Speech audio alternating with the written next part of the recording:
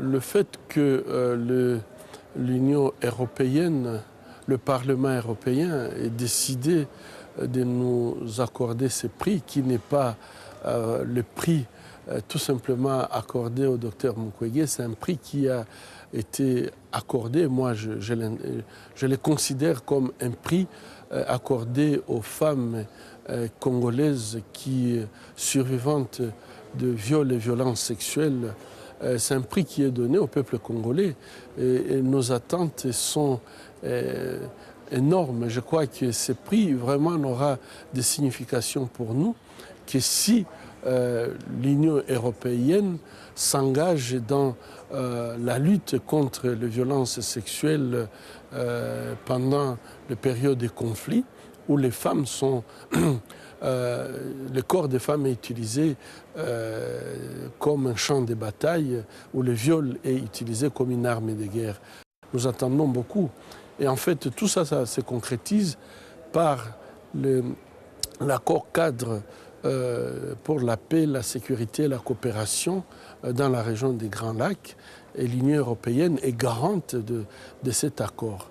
En 2013, cet accord nous a donné beaucoup d'espoir et aujourd'hui nous avons l'impression qu'il y a un ralentissement de la mise en œuvre de cet accord. Nous attendons que en fait, l'Union européenne, qui est garante de cet accord, où les pays membres puissent s'investir pour revitaliser cet accord, puisque nous pensons que par cet accord, on peut s'attaquer aux causes profondes du conflit dans la région des Grands Lacs.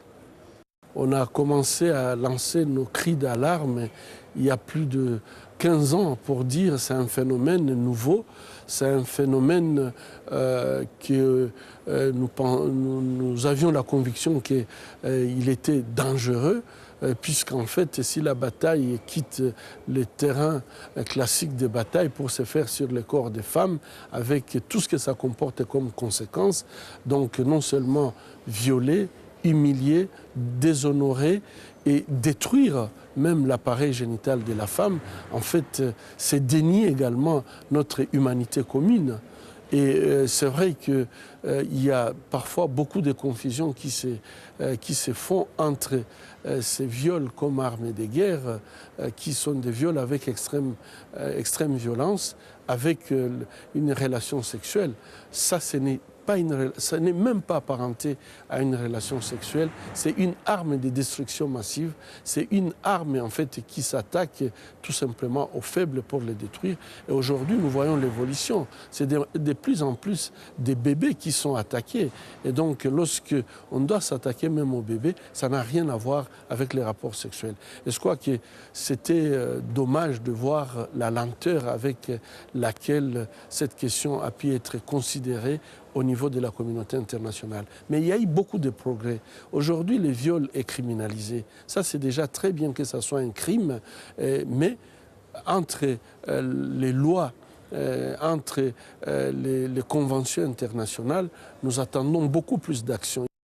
Je pense que la participation des hommes dans la lutte contre ces fléaux est très, très importante.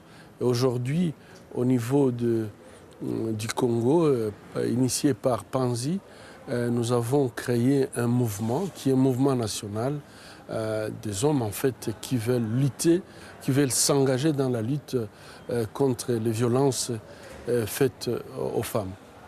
Je crois que la lutte contre l'impunité, c'est l'élément le plus important finalement pour décourager l'usage du viol comme arme de guerre.